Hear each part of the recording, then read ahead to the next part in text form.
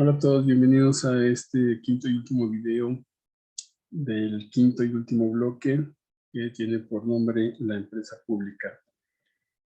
Este bloque consta de 4 subtemas, que es el análisis económico de la empresa pública, política de precios y tarifas, privatización y la empresa pública en México. Una empresa pública es aquella donde la participación del gobierno es total o mayoritaria.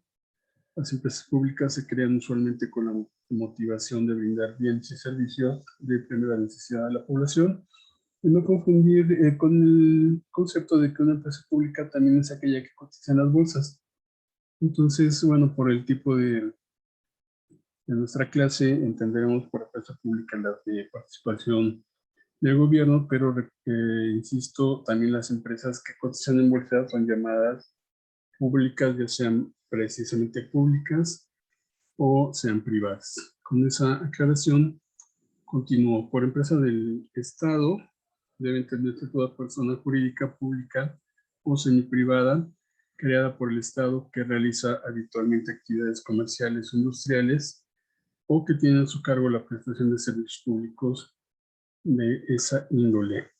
En muchos países, la característica de esta empresa pública pues, es que tiene más del 50% de las acciones que pertenecen al gobierno, es nuestro caso también, y pueden ser municipales, estatales o del gobierno federal. El objetivo de obtener utilidad no es ajeno a su actividad, sin embargo, para un fin superior que es de tipo social, por ejemplo, abastecer de luz a la población. Suelen ser empresas de servicios básicos, como comentaba, de electricidad, de agua, saneamiento, entre otros, pero en algunos casos el Estado interviene, por ejemplo, en industrias estratégicas, como es nuestro caso, con petróleos mexicanos. Y de alguna manera, aunque ya lo comenté de electricidad, pues la CFE también tiene que ver con esa industria que se supone es estratégica. No así en otros países donde, por ejemplo, en Estados Unidos, la electricidad y el agua son ofrecidos por empresas privadas. Otro sector al que suele ingresar el Estado es el de las comunicaciones. El gobierno suele contar con una cadena de televisión o radio con el objeto de dar a conocer a la población las actividades que realiza. De hecho, las concesiones aquí en México, o las televisiones tienen concesión, no son 100% privadas, sino dependen de una concesión. ¿Por qué? Porque precisamente el Estado busca tener la manera de anunciar a la ciudadanía algunas actividades que hace, y que los privados tengan el control, en este caso, de las comunicaciones, pudiera ser no muy adecuado para los gobiernos. Siguiendo con ese tema, hay casos exitosos como la BBC, y este ejemplo suele citarse para argumentar que es posible que empresas estatales sean eficientes. Los motivos para crear una empresa pública pues, tienen que ver básicamente con la actividad social. Por ejemplo, invertir en un sector que el gobierno considera estratégico, como el caso de Noruega, México, Venezuela con el petróleo, sustituir e impulsar inversión privada cuando esta no ha surgido por el elevado riesgo o el costo que implica, por ejemplo, de agua, luz y otros servicios. Llevar a cabo actividades productivas que no sean rentables, por ejemplo, programas medioambientales que pudieran no ser tan rentables para la empresa privada.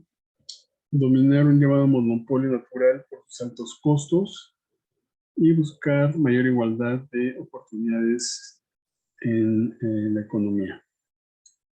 Para ello hay una ley de entidades paraestatales desde 1986, y que fue establecida por Miguel de la Madrid, que ya tocaremos ese tema en la privatización. Y su última reforma fue en el 2019. Ahí se establecen las características de las empresas paraestatales, que no va a ser así con empresas productivas, que ahorita más adelante veremos de qué se trata. Entonces, a partir del 82, en México se abandonó el modelo de industrialización por sustitución de importaciones, que estuvo vigente desde 1940. Este modelo se basaba en el paradigma keynesiano, en la concepción desarrollista de Raúl Preovich y en la CEPAL, ese modelo que estaba para sustitución de importaciones, donde el país es el que hacía todo y no se importaba mucho, y fue una época de crecimiento importante para México. Ese año, en el 82, el gobierno mexicano firma una carta de intención con el Fondo Monetario Internacional, se compromete a aplicar un conjunto de políticas que más tarde encontrarían su expresión programática en el denominado Consenso de Washington, que básicamente es precisamente la privatización, que comienza a limitar cada vez más la participación del Estado y de sus instituciones en la actividad económica, y se adopta el modelo denominado industrialización orientado a las exportaciones. En lugar de producir todo, es incluso exportar. A partir de ese supuesto de que por sí mismo el libre comercio y el estímulo a las exportaciones garantizaría elevadas tasas de crecimiento del producto y muchos empleos para la economía. Ya lo hemos visto con algunas teorías de algunos economistas en ese libre mercado, en lo que es el libre mercado, ¿no?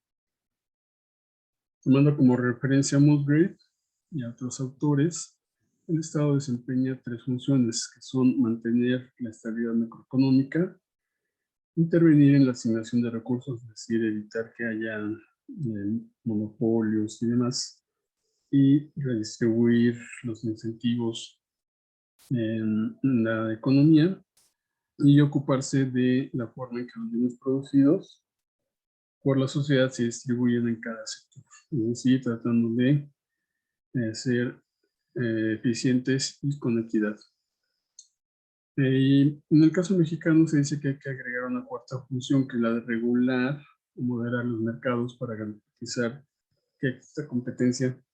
Creo que no solo en el caso mexicano, en muchos países existe esta situación donde se busca regular la competencia, incluso empresas como Amazon, Google, Microsoft han tenido problemas en países como Francia, precisamente debido a que no hay mucho fomento de la competencia, considerársele como monopolios.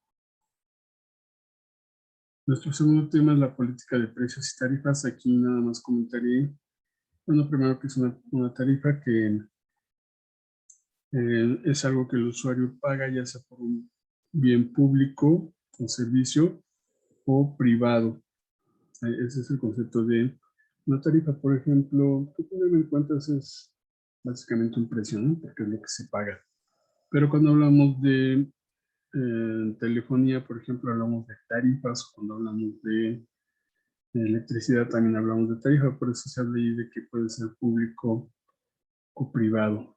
Entonces, si pasamos a la parte pues del Estado, hablamos de que la tarifa es lo que se paga por el servicio que viene, un servicio que nos proporciona el Estado. ¿Cómo se fija? Bueno, pues la verdad es que los servicios públicos de gestión estatal, las tarifas son fijadas por el prestador, es decir, por el Estado, según lo determine la regulación.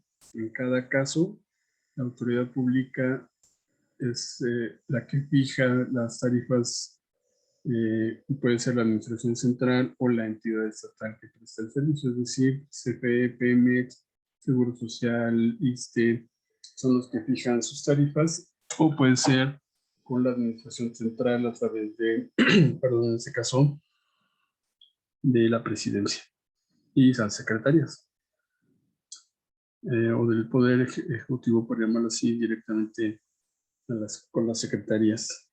En los servicios públicos de gestión estatal, no siempre los valores establecidos en las tarifas son representativos del costo de presentación del servicio, y por tanto existe ciertamente un alto grado de discrecionalidad en las tarifas. Hay veces que son muy altas, el Estado las puede bajar. Ustedes saben, estas situaciones por lo pronto en nuestro país se están dando de esta manera, con un alto grado de discrecionalidad. ¿Qué tipos de tarifas hay?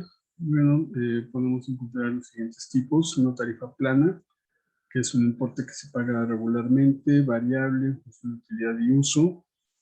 Por ejemplo, la luz, incluso el de low cost también tiene que ver con la luz, que representa una tarifa con un costo debajo de la media del mercado, una tarifa pública específicamente del sector público, tarifas por familia, tarifas especiales, dependiendo de la actividad que se tiene. Hay veces que, por ejemplo, en la electricidad, a empresas pequeñas se les cobra menos que a las grandes empresas, o tarifa general, que es sin distinción, y tarifas sociales, que se enfocan a personas con escasos recursos. Todos estos están ahí sobre todo en las CFE, estos tipos de tarifas.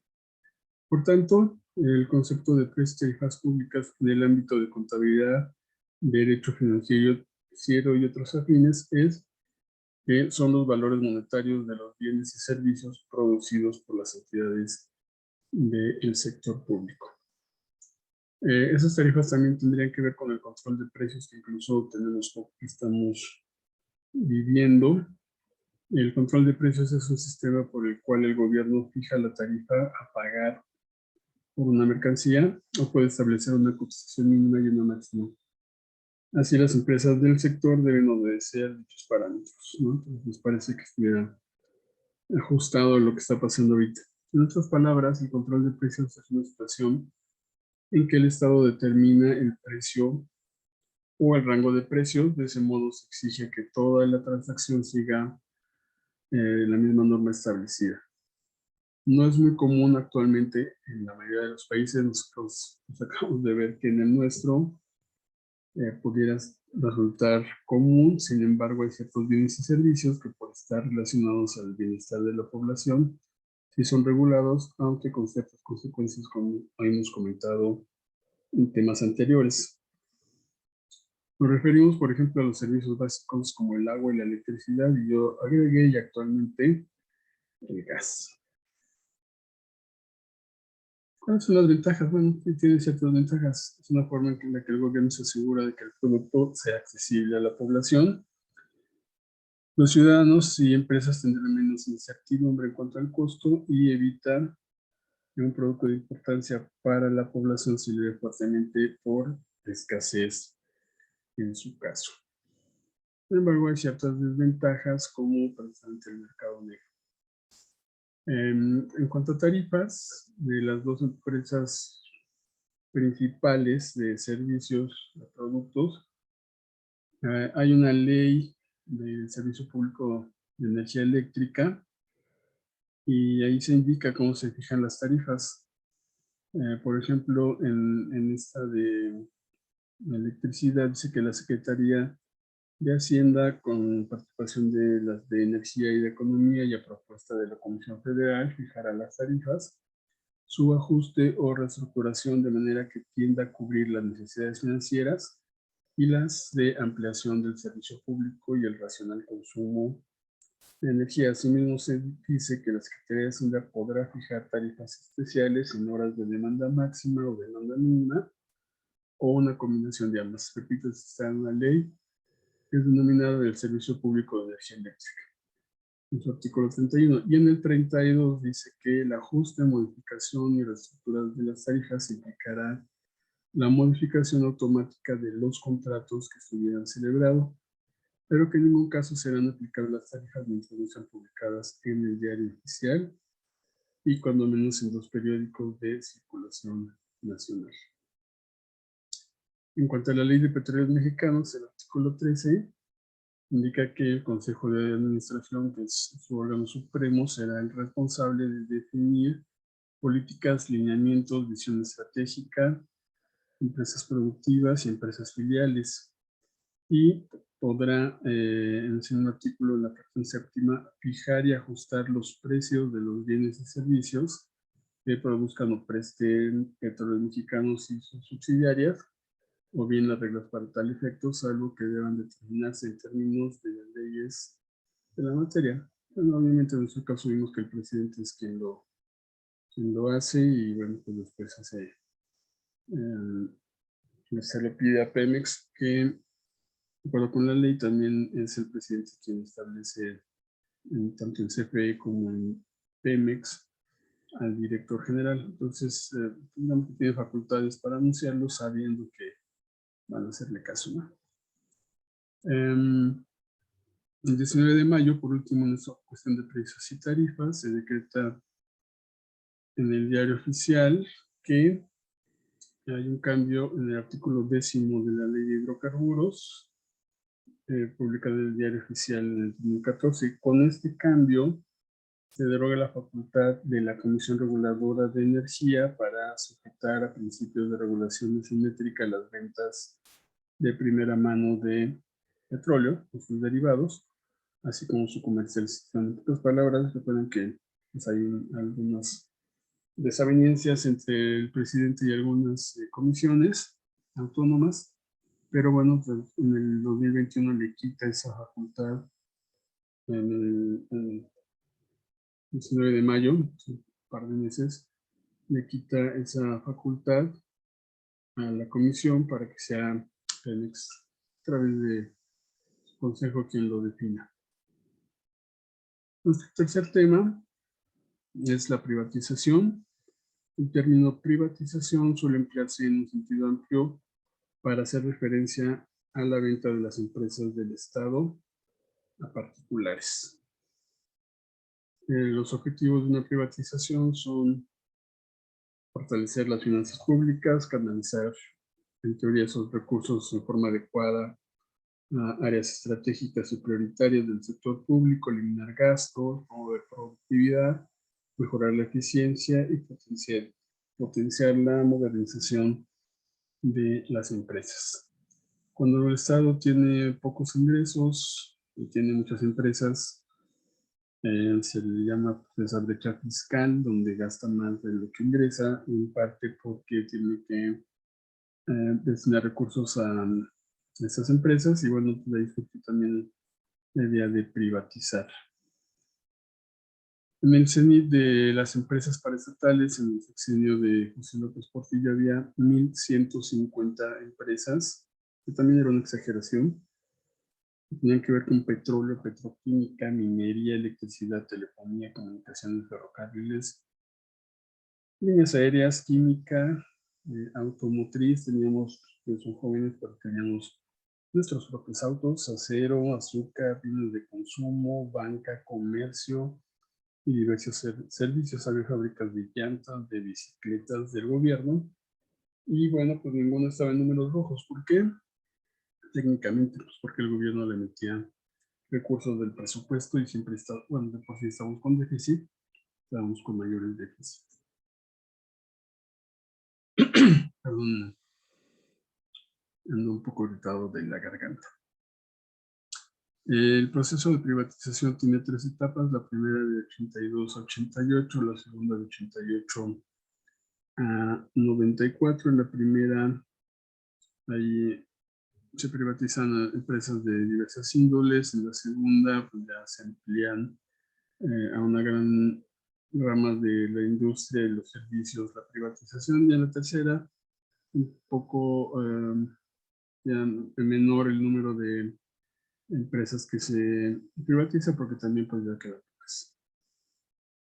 Entonces en esa etapa inicial casi todas las empresas eran filiales de Nacional Financiera y de Somex, y bueno, se ve primero los principios de eficiencia y un poco de rentabilidad, y de los sectores que eran estratégicos, prioritarios y no prioritarios para poder hacer las privatizaciones. Aquí tienen una foto de un camión que era de marca Somex, se lo puse, que era del gobierno, además de los marca Dina, que también se vendieron, y pues todos eran filiales o de Nacional Financiera, la gran mayoría, y algunos de esta empresa Somex. En la segunda etapa con Carlos Salinas, pues, como comenté, se logran privatizaciones muy importantes, se obtienen recursos importantes y el número de empresas paraestatales como tal se reduce, quedan ya muy pocas una vez que concluye el sexenio y se supone que ese dinero se utiliza para pagar deuda. Y en la tercera, con Ernesto Zedillo, ya la privatización es un poco de las empresas que quedan como ferrocarriles nacionales, más bien dar concesiones portuarias y carreteras, y un poco las telecomunicaciones que quedaron también. El Estado retira en esta privatización, en estos esquemas, 24 áreas que veíamos, 45 de alimento, o sea, no sé si ubican el Calagua, que es crema de coco, era una empresa del gobierno, y la verdad es que sí de pronto preguntamos como que qué hacía una empresa de crema de coco siendo propiedad del gobierno y perdiendo dinero y metiendo dinero del presupuesto. Bueno, también empresas del grupo García, que porque todavía existe, pero ya privado, pero era de gobierno.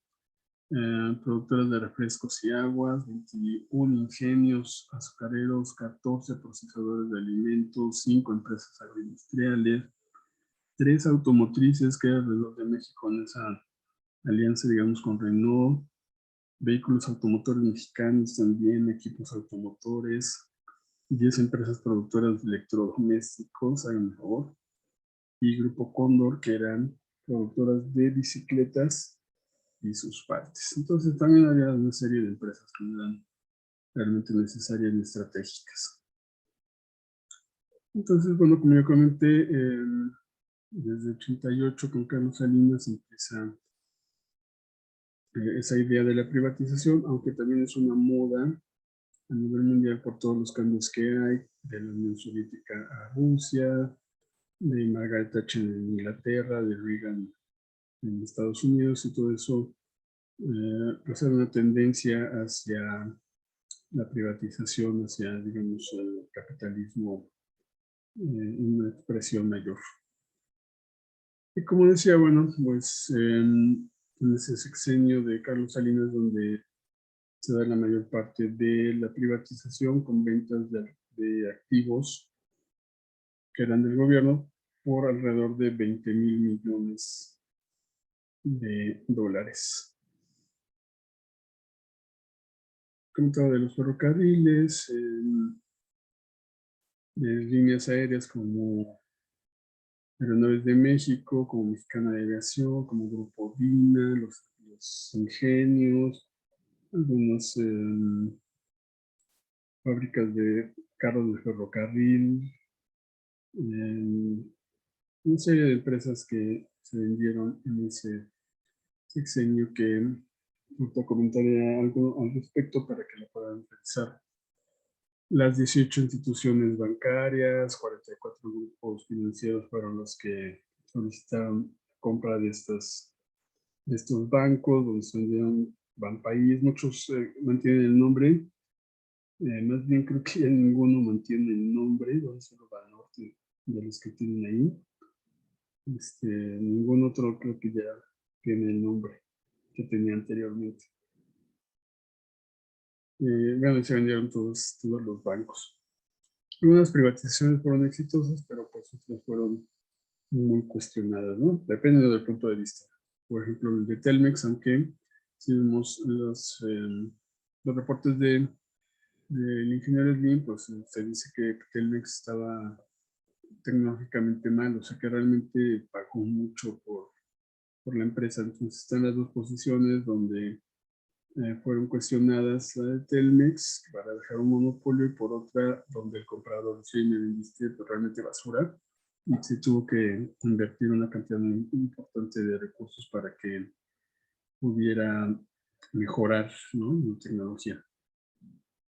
Como decía, hubo una crisis con Ernesto Zedillo, como no recordarán porque no había nacido, pero como podrán haber leído, que deriva un poco de esta situación de dónde quedó ese dinero de las privatizaciones, aunque en ese sexenio de Zedillo, como también ya comenté, pues hubo la venta de todos los ferrocarriles, que fue así como segmentada por regiones, que se vendieron a Grupo México, a Ingeniero Slim, y a otra empresa para tener esas 3 divisiones que se hicieron de los ferrocarriles.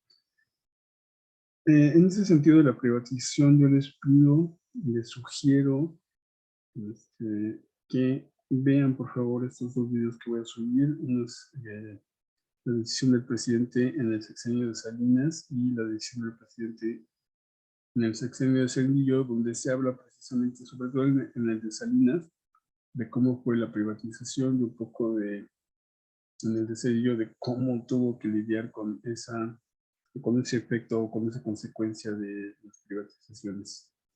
Entonces, por favor, véanlos, son muy, muy interesantes. Hace ahí tiempo para irlos revisando. No dejen de verlos, por favor. Por último, bueno, la empresa pública en México.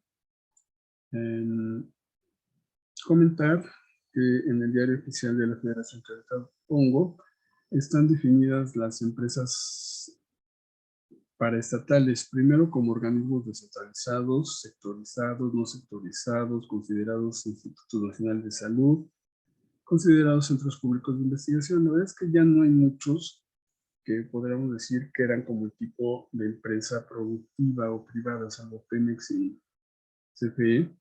Ya son más bien como institutos, como organismos, ahorita los revisamos.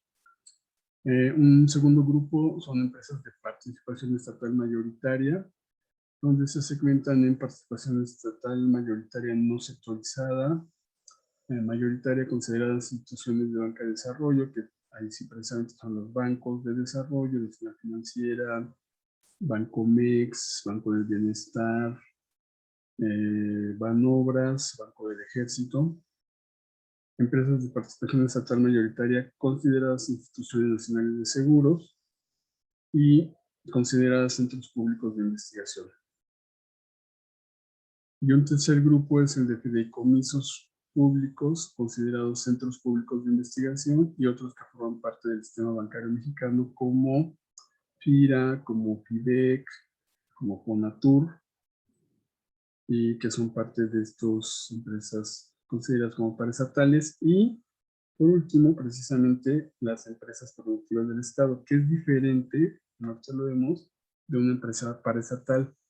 Estas 2 empresas son consideradas como empresas productivas del Estado. Y bueno, su nombre nos indica de qué se trata, de que son empresas que venden servicios por el cual deberían ser productivas, que son productos más de mercado que los anteriores y que tienen un tratamiento un poquito diferente. Aquí el 189 y 190 es el número de paraestatales consideradas. Estas son las 189 y las 190. Y después están sus subsidiarias, que en el caso de la CFE tiene 10 subsidiarias. En el caso de Petróleos Mexicanos, esta fecha tiene 5. Que también son consideradas como parte de las empresas paraestatales, pero en la parte de empresas productivas y como subsidiarias de estas 2 empresas principales. Entonces está CF Distribución, Generación 1 a 6, Administrador de Servicios, Transmisión, Telecomunicaciones e Internet y Petróleos, Exploración y Producción, Pemex Fertilizantes, Logística y Transformación Industrial. Entonces tenemos 204 empresas descentralizadas en total, considerando Pemex y CFE como productivas. Y están algunos organismos que son básicamente 4, que están en proceso de desincorporación, que ahorita los vemos muy rápido. No quiero realmente entretenerlos con esta parte que es muy larga en la lista. Bueno, son los 204, pero las para tener un ejemplo de cuáles son. Por ejemplo, los organismos descentralizados están Consejo Nacional para Prevenir Discriminaciones, Casa de Moneda, Comisión Nacional Forestal, que insisto, no son como empresas como tal, no solamente son paraestatales. A lo que me refiero es que estas empresas pues, ya no habría muchas que privatizar en todo caso en algún momento, ¿no? Quizá no sé, aeropuertos de servicios auxiliares, aunque ya muchos son privados, ¿no? Pero son de las pocas que creo que podrían privatizarse. Está el Instituto para devolver al pueblo lo robado como parte de estos paraestatales, centros de enseñanza técnica, Fondo de Cultura Económica, algunos hospitales, la Comisión Nacional de Vivienda, el Instituto Mexicano de Cinematografía, el Instituto Nacional de Cancerología,